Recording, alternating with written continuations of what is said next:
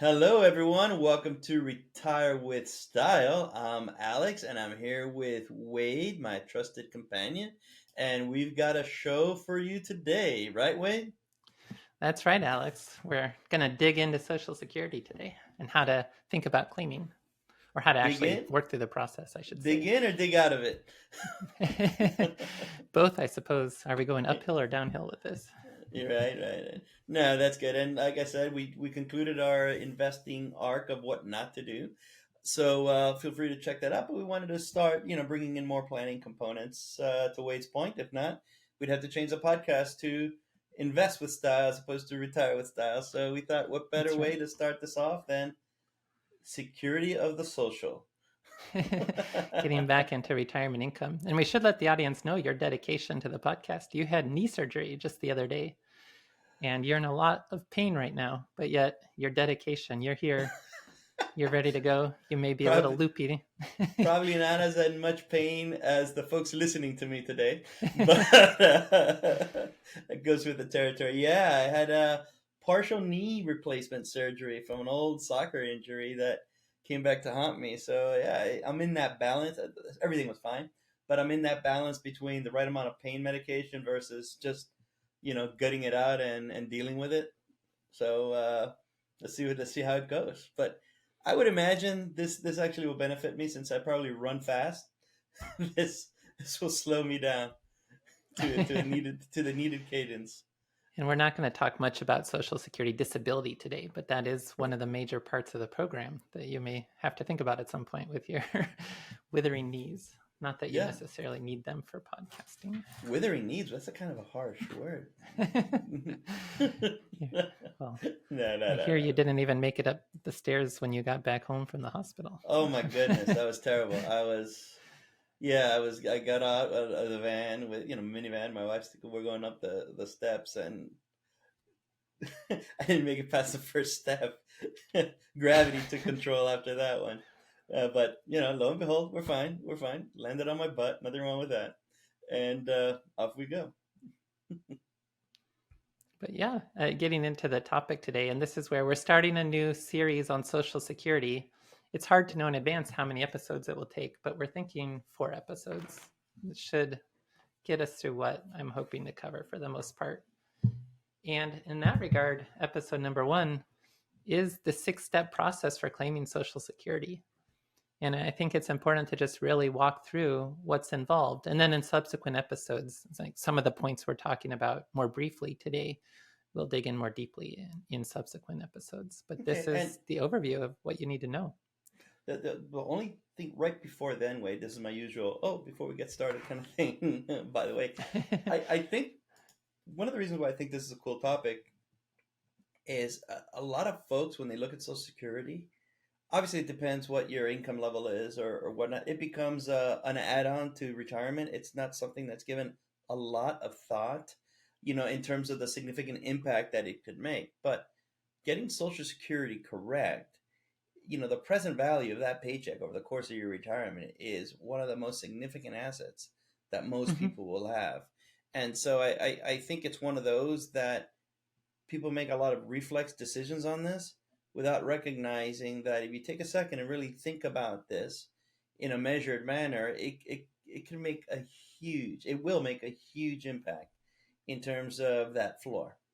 Yeah, absolutely. Like if you're a couple who's had relatively above average earnings over your career, and somebody lives into their 90s from that couple, there's an opportunity for that lifetime value of Social Security benefits to exceed $1 million. And so when you think about assets on your balance sheet, Social Security, $1 million, and then the difference between a bad claiming decision and a good claiming decision potentially being worth more than $100,000 in terms of lifetime financial assets.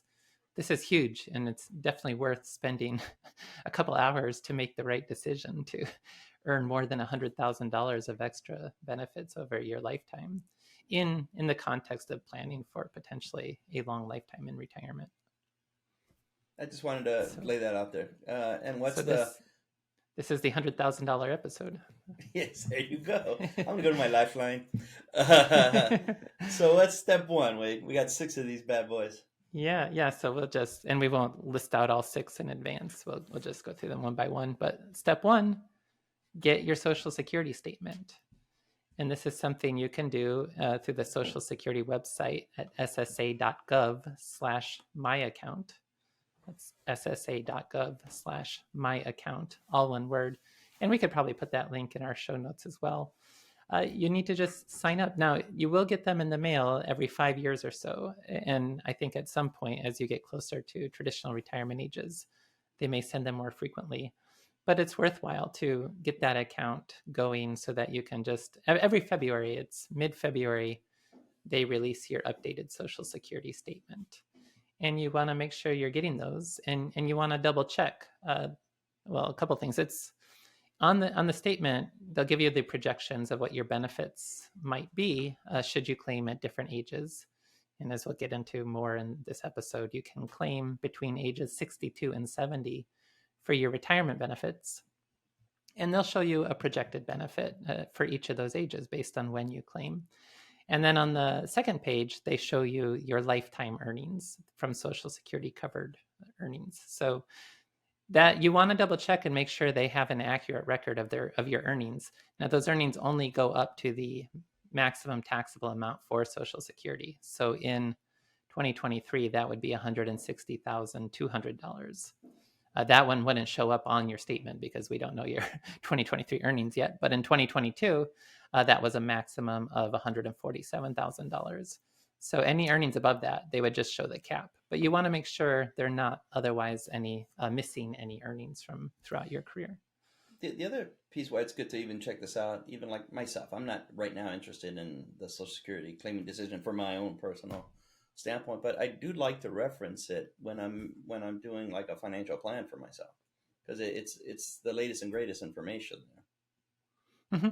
And it's like we were saying, this is a huge asset. So if you're doing your financial planning but ignoring Social Security, you're ignoring what could potentially be, depending on like if single or couple and then your lifetime earnings. But we could be talking about 20, 30, 40, 50, even $60,000 a year of inflation adjusted lifetime income that for most people is going to be worth taking advantage of or considering. It's a big amount of income. And when we talk about the sequence of returns risk and everything else, having that layer of reliable income and having a big chunk of your expenses covered through Social Security can really change the dynamics of how you think about other things in your financial plan, how you think about your risk capacity for investing and everything else. So it's definitely something that should be part of the planning process, is keeping track of your Social Security benefits as part of the financial plan.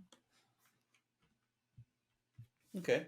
And then once you look at it, once you actually step one, go to the side, get your number. You know what I mean? That's ultimately what what do you do with that information then as the secondary step?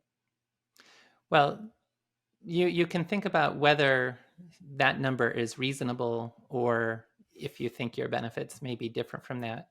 And that's where we should talk a little bit because this is actually good news for younger people, like for somebody who's in their 40s and who's worried Social Security may be cut in the future. Actually, the statement may be missing out on the fact that your benefits could be higher than what the statement shows, and that could offset any sort of future benefit cut. So maybe the What does that statement does mean? have the right How number. would it why would it be missing out? Mm-hmm. If I just heard you So say that, I would be like, wait, what are you talking about? yeah, we need to unpack that a little bit. So what the Social Security statement assumes is they'll show your future earnings projection. It's usually going to be whatever your earnings were in the previous year, projected out for the rest of the future until your retirement date at those different ages that they're projecting those benefits at. Now, that's just if you're a higher earner, and so you were above $147,000 in 2022, they'll just show 147,000 for all subsequent years. Well, already in 2023, you, I would say, have a chance to contribute more than that because the cap is higher this year, and it could be higher in the future as well. So if your earnings are going to be higher, that's one reason why you may get higher benefits. The other is, importantly, the statement assumes no future inflation and no future wage growth in the economy. So it's just No inflation is okay in the sense that today what you see as your benefits, well, that's in today's dollars. But the no future wage growth is important because historically, wages have grown faster than inflation by somewhere in the ballpark of 1% a year. And in the Social Security trustees reports, usually their long-term projections are that wages grow faster than inflation. It's usually somewhere in the ballpark of projecting inflation at 3%, projecting wage growth at 4%. So you get about a 1% real wage growth. And that real wage growth counts. It's because when you calculate your benefits, you calculate something called your average indexed monthly earnings. And that indexing is done with wage growth. So when there's real wage growth, it means your benefits will be higher in the future than what the statement projects. The statement is effectively projecting that wage growth is going to be zero in the future. And so you don't get any real increase to your benefits above and beyond inflation. But in reality, if we do see positive real wage growth, your benefits will grow faster than what the statement is projecting. Plus, if you couple that in with if your earnings are going to be higher in the future as well, your benefits will be higher than what the statement is showing. And so, like, if you're in your 40s today and you're worried your benefits could be cut 25%, well, you don't necessarily need to assume your benefits will be 25% less than what's shown on your statement, because if with 1% real wage growth per year, that's going to offset the benefit cut. And then your statement's showing you approximately what your actual benefit may end up being, even after a cut to benefits in the future, which we'll have an episode where we talk about the status of Social Security as well as potential reforms. And one possible reform is benefit cuts, but there's probably ultimately going to be some sort of package of reforms that we'll dig into in one of the episodes in this series. Okay. So did you get all that? I think so. I think so. Well, the assumptions are effectively, your earnings are fixed for this year. There's no wage growth in the economy. There's no inflation. So it's locked in. The delta of that has been probably 1%. So if there was, you're doing good. That's kind of the gist, right? Way. Yeah. It's just if wages grow faster than inflation, and it doesn't mean your personal wages here. If the average wage index grows faster than inflation, your benefits grow faster than inflation. And the statement is just effectively assuming your benefits are constant in today's dollars. Okay. So that's good news in terms of when we talk about the concerns people have that Social Security may be cut in the future. Well, you may also have a higher benefit than what your statement is showing. So it could offset each other. Good news. The other aspect, and this is probably less important, but Social Security, the statement assumes you work up until the year that the benefit is shown for. So it shows your benefit if you retire or claim at 62, claim at 63, claim at 64, all the way up to 70. And it's assuming you just earn that same amount up until, and it's interesting, I reverse engineered for myself with my birthday being in May. For some of the ages, they assume you stop work in December of the year before you turn that age. And in other cases, I had to assume I had the earnings from January through April to match the benefit on the statement. So it's either up until the end of the year before you turn that age or up until the month before you turn that age. And it seems random how they decide which one to use for each age. But they're assuming you work up to that point. And so if you just simply wanted to know, for example, what if I retired at 62, but I don't claim benefits until 70? Well, looking at the benefit at 70 might be a bit misleading because it assumed I'll have earnings between ages 63 and up to 70, whereas I may not. And so an easy fix to get a sense of, well, what if I retired at 62, but claim at 70? You take, if your full retirement age is 67, which is anyone who was born in 1960 or later, so anyone who's turning 63 this year in 2023 as we record, you could take your age 62 benefit and multiply that by 124 over 70, or approximately 77%. And that would give you a projection for your age 70 benefit should you stop working at 62. And for the benefit to the of extent everyone, that... Mm-hmm. For the Sorry, benefit of everyone, for the benefit of everyone here, just because I just want to no make pun sure. intended. Yes, actually, yeah, I didn't even catch that. 124 divided by 70. Those numbers are. Well, that gets into the you'll get 100% of your primary insurance amount if you claim at your full retirement age. And if you delay past your full retirement age, you get a credit, 8% simple. Every year I delay past my full retirement age, I'm getting an 8% adjustment to my benefit increase. So if I claim at 70, that's 124% of my primary insurance amount. There it is. And That's then what I I can wanted. claim before my full retirement age. And if I claim before, I get a reduction to my benefit. And so if my full retirement age is 67, there's two different reduction factors. We won't get into all the details, but effectively what it means is if I claimed at 62, I'll get 70% of the primary insurance amount. So And that's where the two numbers come from. your point was this: is you can't, if you're going to delay it till 70, you can't look at the Social Security printout that says at age 70 because it's going to assume you've been working Through when 70. yeah, through 70, and you very well may not have. You may have just stopped working at 62, but you didn't claim your benefits then, Mm-hmm. and so Because then you would Social have to Security will look do at this. the top 35 years of earnings. And so to the extent that their assumed earnings between 63 through 69 were part of the top 35, you'd get a higher benefit because of that. And this is a way to factor that out. It's a simple adjustment in terms of, okay, I want to claim at 70, but I don't necessarily want to work until 70. That's really just a sense. Now, at the Retirement Researcher Academy, we have created, I think, is a really cool spreadsheet that lets you assume whatever you want in terms of future inflation rates, future wage growth, and also future wages for yourself, so that you can decide, I want to retire at 55 or whatever the case may be, and actually project out your benefits in an exact manner in terms of today's presently legislated rules. And you can also factor in a benefit cut if you'd like as well. And you can also factor in if you continue to work past 70, this is an important point. Every year, Social Security recalculates your benefit based on your top 35 years of indexed earnings. And so if I'm working when I'm 80, when I turn 81, they'll recalculate my benefit. And if my age 80 earnings are part of the top 35 earnings of my lifetime, that would give me a new increased benefit. And so our calculator would also let you see how an additional year of work could impact your benefits as well. And that is a tool that is part of the Retirement Researcher Academy that otherwise there are some calculators on the Social Security website.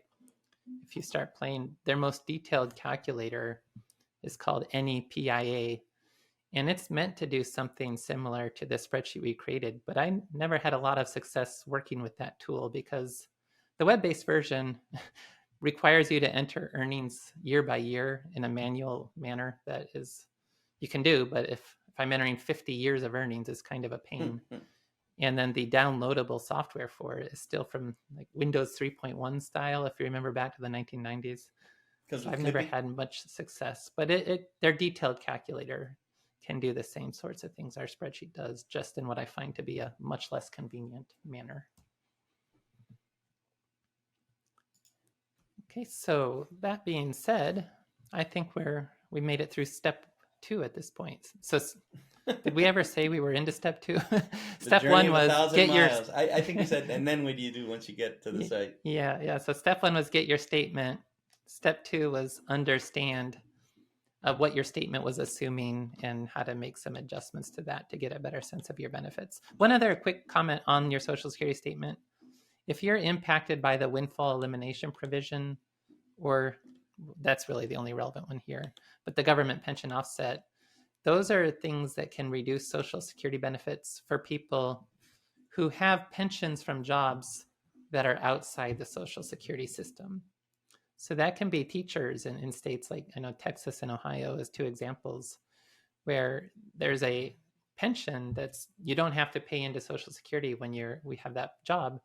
Later, you may have part of your career in a Social Security covered job.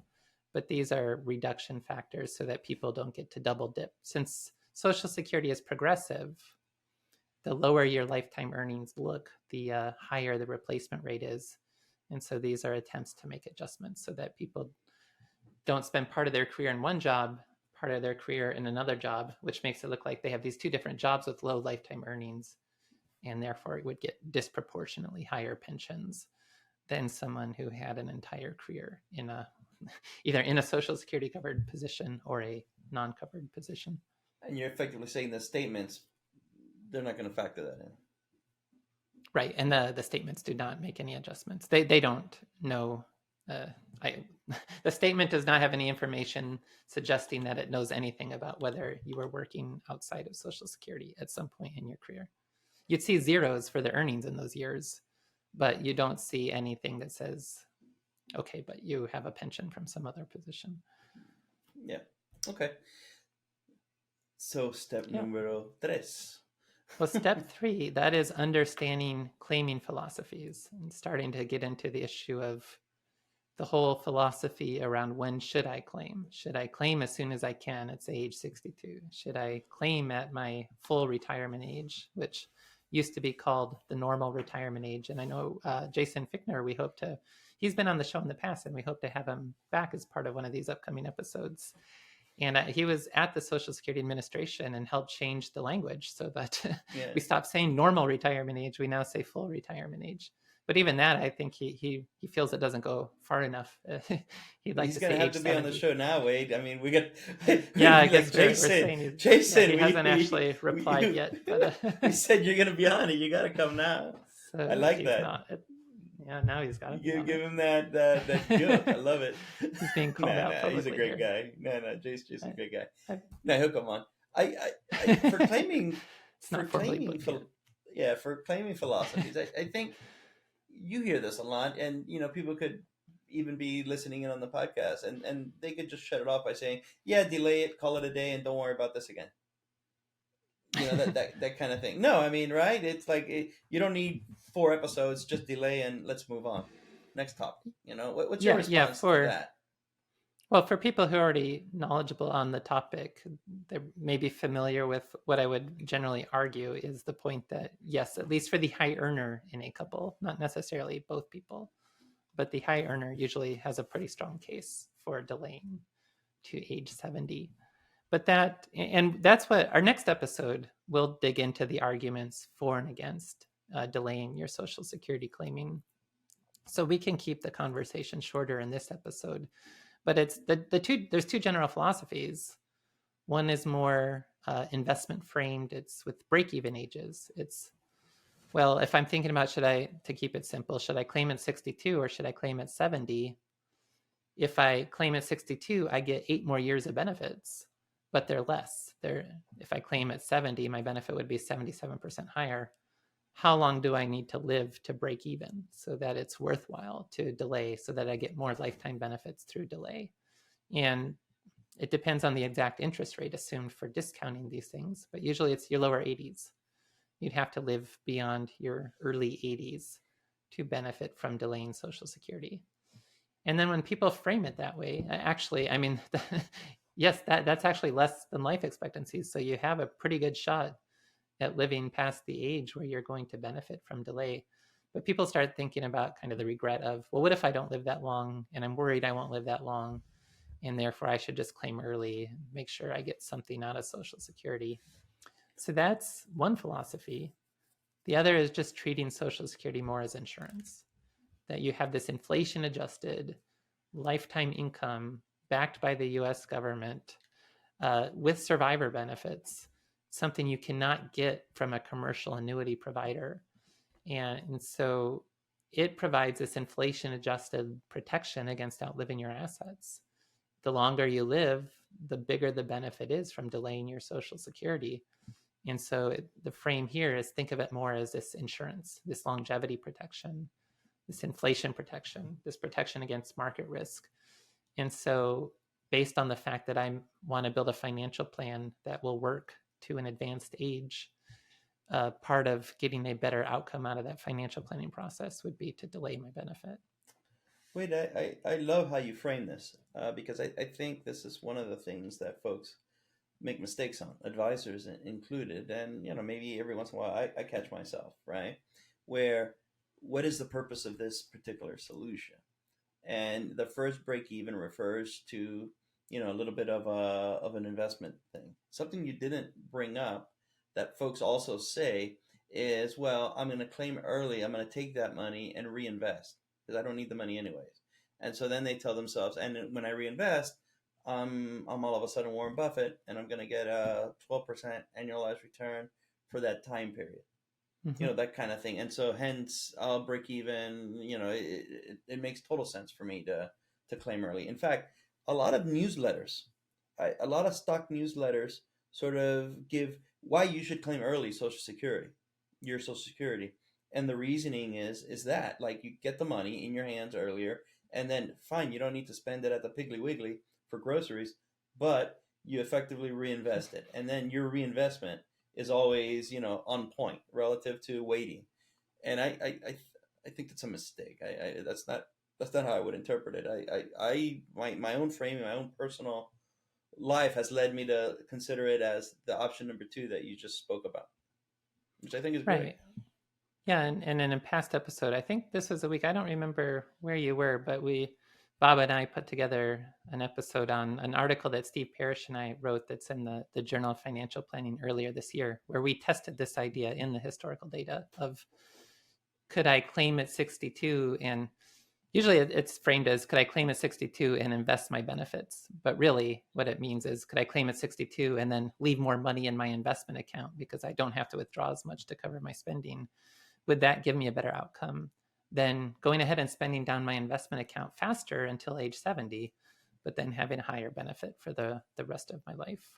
And we quantified that in historical data and found sometimes you're better off by, quote unquote, claiming early and investing it, but much more often than not. And to the extent that you're not investing as aggressively anyway, a pretty strong case can be made that financially you're generally going to be better off by spending down other investment assets to support delaying Social Security to get a better, meet your spending goals and have a larger legacy at the end of that retirement as well.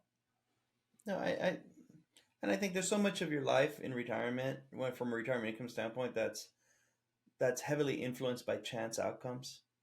When you have the opportunity to actually structure something in a very manageable and successful way, I don't know. I kind of like hold on to those opportunities and make the most of them. Yeah, and we haven't formally studied this with the RISA and the retirement income style awareness, but I have a pretty good hunch that it's claiming Social Security early is going to correspond more closely with a probability-based preference, and delaying Social Security is going to appeal more to those who have a safety-first preference, because it's really a way to build more reliable lifetime income. Now, the only caveat of all of that, which I agree with you 100%, is the let them eat cake kind of syndrome that we may fall into, that we may be falling into. Listen, if you need the money, if this is all you have, if there is no magic tree that you can get like dollar bills from, then it is, I get it. You may not have a choice. Absent of that, though, there's dynamics to consider. Mm-hmm. Yeah, in our next episode, we'll look at the arguments for and against delayed Social Security claiming. And one of the arguments against it, to preview next week's episode, is exactly that point. Like, if you have no other alternative, there's not much you can do. You may have to claim early to meet basic expenses. All right. What's step number 4? Well, step number 4 is fact finding. And this is the process of figuring out not just what your own benefit would be, but like, are there other people who are eligible for benefits based on your earnings record? Are you eligible for benefits based on other people's earnings records? And then developing a coordinated strategy around all of that to figure out what's going to be the strategy that gives you the best outcomes for the lifetime benefits that can be earned both from your own earnings record as well as the benefits you may be eligible for from other people's earnings records. And this is just a matter of making sure you don't overlook anything. So another reason why you might not always want to delay Social Security is if you have minor children who might be eligible for dependent benefits when you're in your 60s, but at some point they age out of that eligibility. and those benefits would be lost forever. Now, we'll talk later. Step 5 is going to be test your strategy with software, because really it is too complicated to try to do any of this in your head. But you need to, this fact finding process is just making sure you know what benefits are going to be out there so that you can enter them into the software and incorporate them into the claiming decision. And it's just a matter of, there's, for Social Security, there's 4 types of benefits. There's retirement benefits, there's survivor benefits, there's disability benefits, and then there's benefits for dependents, other family members, which includes not just minor children, but spouses raising minor children, that's a different spousal benefit than the retirement benefit. Parents even who are dependent on you for the majority of their income may be eligible for a benefit based on your earnings record. And also children who became disabled before age 22 can be eligible for dependent benefits, potentially for And the so, rest of their life based on your earnings record. wait, you're saying when you're getting to make that claiming strategy, be aware of what benefits are on the table at that point versus other points to make sure that you're maximizing, all of the potential benefits that could accrue to you. Mm-hmm. Right, making sure that you don't overlook these types of dependent benefits that are just going to be gone forever if you're Miss the not window. claiming them. Now, it may, in some cases, the benefits of delay and of creating that larger survivor benefit for a spouse may outweigh what you've given up by not claiming earlier and missing out on some of these dependent benefits. But the point is making sure you're aware of all the benefits that are out there and incorporating them into the decision about when you should claim Social Security. Okay, you said there's 4 types of benefits. Are there any potential dependent benefits that are out there? There are, yes. So minor children, and then if they're in secondary, it can, the exact ages, like if they're still being educated, potentially up to ages 18 or 19. Spouses who are caring for dependent children up to the age of 16, disabled children, again, dependent parents, all these different potential options where you would have to claim yourself for them to be eligible for those benefits. Or there's also the whole world of the survivor benefits, and then dependents who are eligible for a benefit if you've passed away. But what we're talking about right now is more relevant for dependent benefits, where you would have to claim your own retirement benefit for them to be eligible for these dependent benefits based on your retirement benefit. But it's not a retirement benefit for them, it's a dependent benefit. And that's where if you have a younger spouse raising and you have children who are 16 or under, the spouse could receive a spousal benefit as a dependent until the children reach 16. Then that benefit stops, and then later on the spouse can receive a benefit as a spousal retirement benefit. So it's 2 different types of spousal benefits, and you just want to make sure you're aware of all that. That's really what this fact finding is about, because when you use software, you need to be aware of this so that you can enter the appropriate information so that those types of benefits get incorporated into the claiming decision. And okay, so I'm Ben. This is where I try to put myself in the consumer head on listening to the podcast. I'm listening to all of this. If I'm listening this to the first time, I think it's a lot of balls that I have now in the air trying to juggle, and I'm going to be thinking, okay, I can listen to this the last 30 seconds 10 more times, or is there a resource, and your book, is fine as well. I'm just trying to think what we can arm them with to so they 2 days after listening to the podcast, they're not going to remember this, by rote memory. So what would you suggest that they could sort of make these references to? Well, yeah, I mean, the big secret is I am using my book for No, the that's kind of fine. That's fine. organization for a lot of these episodes. So the Retirement Planning Guidebook, second edition, the chapter on Social Security is covering all the things that we're talking about. And also, when we get to step 5 with the software, absolutely it's important to run this through software. And we'll talk about that shortly, some options that are out there. But as you can see, right, it's more than just about delaying or waiting till your full retirement age or this or that. It depends on what is the range of benefits you have available to you based on your financial planning situation, and that's what you're really trying to maximize. And it's hard just to keep all of that in your head. Hmm. And because there's also the survivor benefits. And for people who've Yeah. been married more than once, they may be eligible for survivor benefits All and right. Well, also divorce ex-spouse benefits. But then two tricks that are out there that are worth probably mentioning. I mean, we're not getting into a lot of depth about all the exact rules for claiming today, but to be eligible for an ex-spouse benefit, the marriage does need to last at least 10 years precisely. So if the divorce is finalized after 9 years and 364 days, there's no ex-spouse benefit. You need to have that 10 years or longer. could you And imagine if that's happened that's in a real trick. life? Yeah, and it could be an issue like if the if people are aware of this, and if they're getting along, they can purposefully delay the divorce finalization. But maybe if they're not getting along, the one Like, spouse is wanting to get that finalized before the 10 years is up, wore the just out of roses, and spite. he all of a sudden, throughout the entire marriage, that person never did anything on time, and all of a sudden he's fast tracking the divorce date. And then also for somebody who remarries before the age of 60, they lose the right to an ex-spouse benefit. Now, if that ex passes away, that person can I'm getting to a lot of pronouns here. If the ex-spouse passes away, you can still be eligible for the survivor benefit from their record. But if you remarry before 60, you lose your right to the spousal benefit from an ex-spouse's record. So those are two kind of gotchas that are worth mentioning.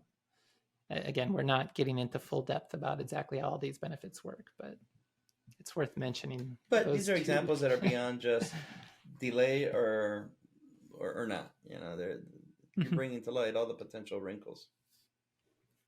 Yeah, there's lots of strategies with that. Yeah, and also just what else is worth saying here in terms of Well, I go on. well, if your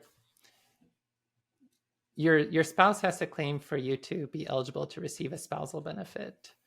But if you're eligible for a survivor benefit, you can file a restricted application for just the survivor benefit, but you cannot. This is one of the things that changed a few years back. You cannot file a restricted application for just a spousal benefit.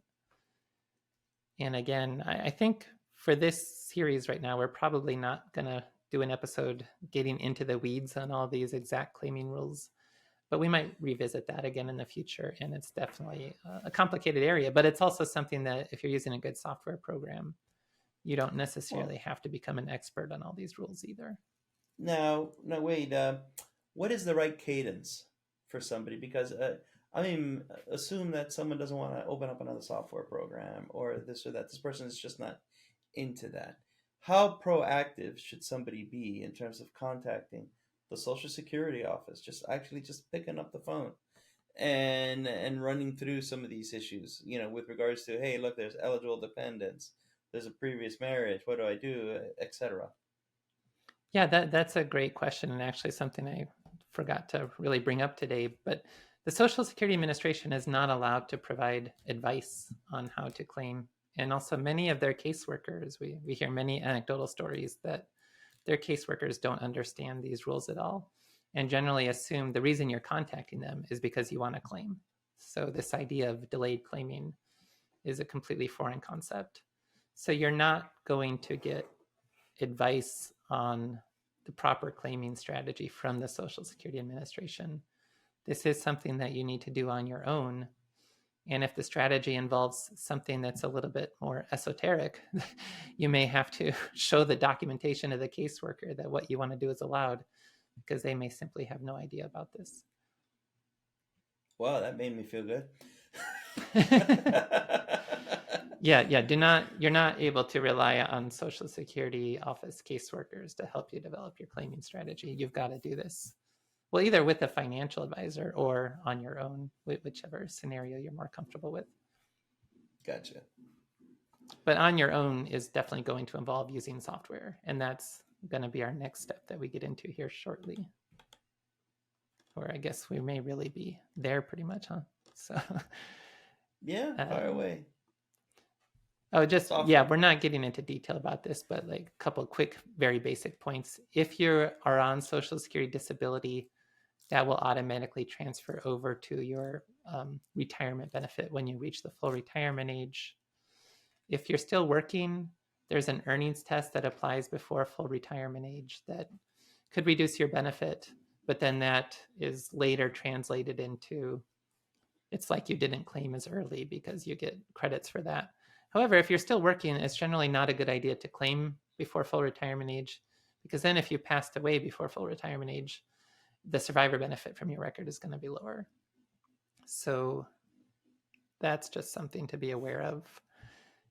And in that regard, we already mentioned the windfall elimination provision in the government pension offset are relevant if you worked outside of the Social Security, outside of a Social Security covered position for part of your career. Other factors that will impact your claiming strategy. Are you concerned about a benefit cut in the future? Although that's an issue that the knee-jerk reaction is, I think Social Security will be reduced in the future, therefore I better claim as soon as possible.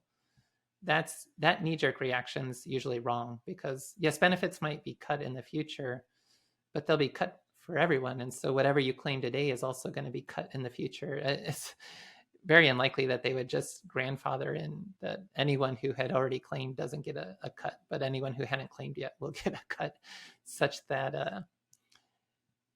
a benefit cut is not going to have too big of impact on the best claiming age. It could have a small impact, but it's generally not going to overwhelm decisions to delay.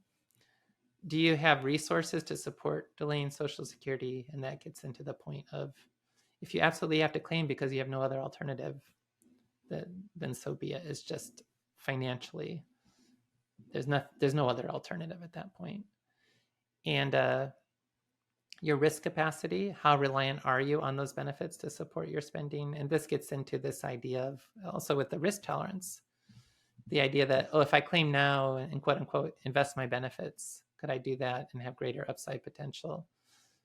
Possibly, but you'd have to be quite risk tolerant to really have that pay off for you. And you'd have to invest quite aggressively. If you're claiming early and just investing that in bonds, that's really a losing approach. Because you have that bogey you have to get over, and that's tough. Yeah, and the Social Security delay credits were designed in 1983 when people weren't living as long and when interest rates were a lot higher. It assumes a 2.9% real interest rate, which right now TIPS yields are more in the ballpark of like a 1.3, 1.4% real interest rate. So it's really a losing proposition to claim early but be investing just in bonds. It's better to spend your bonds today and delay Social Security if you're going to live to your life expectancy. Okay. So that being said, software. What softwares do you like, Wayne? Step 5. I would really encourage everyone to run their information through software to see if, because it's just too complicated to do this all in your head, especially in any sort of scenario where you have dependents or other more esoteric situations. Now, there's a free option that I think works really well, and that's Mike Piper. He runs the Oblivious Investor blog, and he created Open Social Security. It's opensocialsecurity.com, and it's free. It's an open source online calculator that you have to hit the tab for being able to add in more detailed inputs, but it can cover most of the types of scenarios we're talking about, and it'll give you a claiming strategy based on your inputs. If you'd like to double check, another software that is available to consumers that last time I checked was $39. I don't know if that's still the price today with inflation and everything, but we're talking about a relatively low price compared to the possible benefits of having a better claiming strategy. And that's Larry Kotlikov created Maximize My Social Security. Now, we don't have affiliations with any of these programs, and especially that Open Social Security is free. It's an online open source calculator. So we don't provide any sort of disclaimer here. But our compliance is, this is just a courtesy kind of information. Yes, But you do have, those are two great options. I, at a personal level, think that you can try your strategy with both to double check. You'll generally get the same answer. Now, you might get a slightly different answer, and it would just be related to different assumptions for interest rates and different assumptions for longevity. The lower the interest rate assumption, the higher the longevity assumption, the more the calculator would point you to delay. And if you're talking about a couple, you've got a high earner in the couple and a low earner in the couple, which is simply who's got the higher primary insurance amount from Social Security. These softwares would generally, in most scenarios, agree that the high earner delayed to 70. But especially when you start to get to slightly different assumptions about interest rates or life expectancies, you might see a different answer about the low earner. You might say the low earner claim at 62, or the low earner claim at full retirement age, or the low earner claim at 70, or it's some random number in between. And when you get to that point for the low earner, really the impact on the lifetime benefits is going to be pretty small. So you have some flexibility for the low earner in a couple about when they claim. But the software would generally point to the high earner claiming at 70, some flexibility for the low earner. And still, the difference between strategies that are nearly optimal are going to be small. That's why you just may see these differences between different software packages. But when you compare that to the strategy of, okay, both people claim at 62, that's where the differences can be huge. And if you have, again, someone from that couple living to their 90s, we can be talking about more than $100,000 in difference for lifetime benefits from Social Security when we compare the scenario with the high earner claiming at 62 versus the high earner claiming at 70. Just get so much more benefits out of Social Security through delay. And wait, just for the benefit, pun intended this time, of the retirement researchers, our membership site, retirementresearcher.com, how does that spreadsheet differ from these? Just to make it clear to them so they know what's there, what's not. Right. So the spreadsheet we created lets you be very flexible in calculating what's your primary insurance amount going to be. But we're not a claiming software. So these other software programs, they take as an input, they ask you, what is your primary insurance amount? And so that's where you can get that from your Social Security statement if you're comfortable with all the assumptions in the Social Security statement that we talked about. With our spreadsheet in the Retirement Researcher Academy, it gives you the flexibility to adjust inflation, to adjust the average wage index, to adjust your wages, to get a better estimate of your primary insurance amount, which you then take as an input into their software. So Open Social Security, Maximize My Social Security, they help design an optimal claiming strategy where an input is what's your primary insurance amount. We, with our spreadsheet, help you figure out what do you want to assume for your primary insurance amount, which you would then take and enter into their software. So it's a two-step process that we let you be much more sophisticated with determining the primary insurance amount, but we don't offer the claiming strategy. They require the primary insurance amount as an input. They don't calculate that for you, at least not Open Social Security. Maximize My Social Security may have some flexibility for that. But anyway, the main idea is they then take that primary insurance amount and determine the appropriate benefit for you. Okay, and then how do we put a bow on all of that? Yeah, so then step 6 was just it's more like putting everything together. And if it's pointing to, if you're retired potentially before you're claiming Social Security, it's really just the bow is, well, how do you fill the gap? How do I fund the missing benefits before Social Security gets started up? And you're doing this as really part of a comprehensive financial plan. And one of the big directions of the tax planning for efficient retirement distributions is just this idea of, if I'm retired, but I'm delaying Social Security, I could have a great opportunity to do some Roth conversions so that potentially lower required minimum distributions in the future, potentially Social Security benefits are taxable. And it's a really complicated process to determine how much of your benefit is taxed. But if you're thinking strategically, it may be possible that you're not necessarily having to pay tax on the full up to 85% of your Social Security benefit. You might be able to pay taxes on less of your Social Security benefit.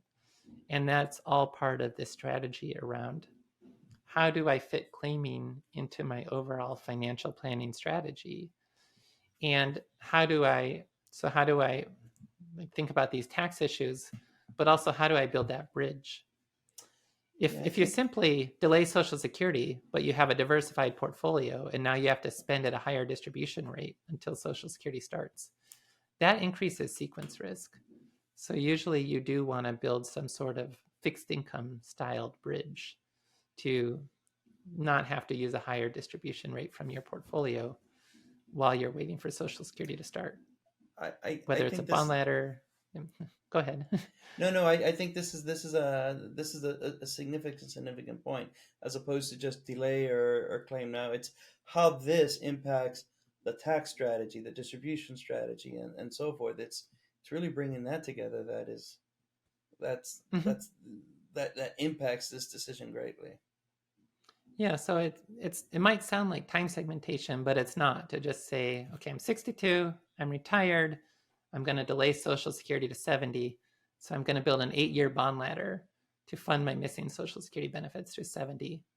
That might sound like time segmentation, but it's really not. It's a way to have a relatively safe asset supporting the missing Social Security benefit to help get you to that point where you then have that higher Social Security benefit for the rest of your life. So you can do it with a bond ladder. You could do it with a period certain income annuity. You could potentially fill the gap with part time work as another option. You could use it with something like a reverse mortgage, or and that's one of the interesting strategies there, or with like a what otherwise might be a buffer asset, like a life insurance, permanent life insurance policy, or just spending cash. And instead of a bond ladder, you could have a big pile of cash that you might use as a resource to fill in the gap from the missing Social Security benefit.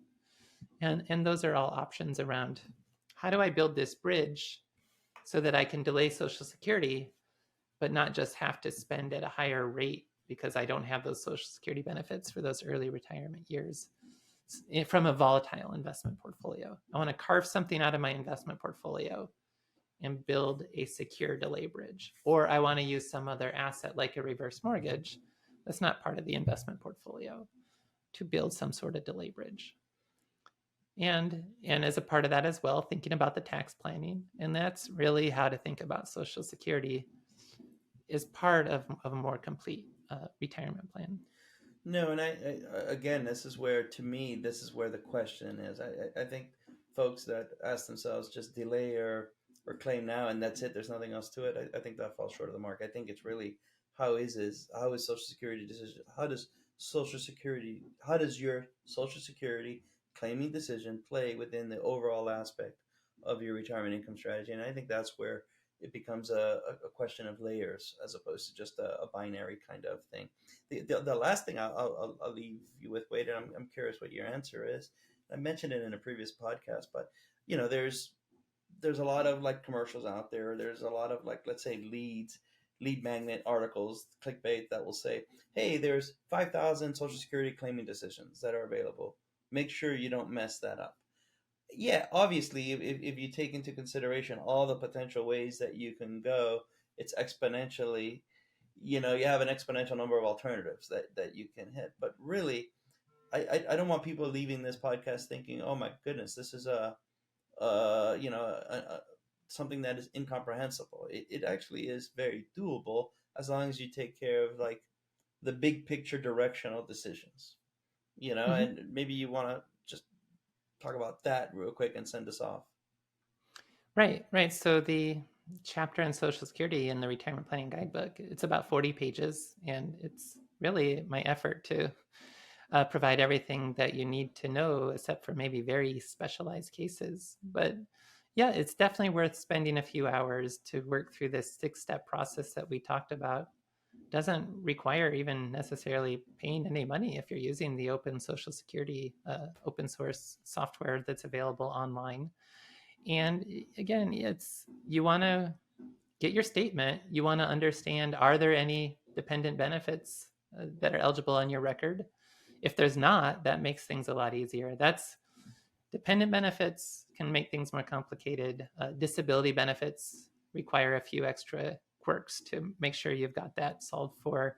And then if you did spend part of your career outside of Social Security, or if a spouse spent part of their career outside of Social Security, you have to be aware of the impact of the windfall elimination provision in the government pension offset.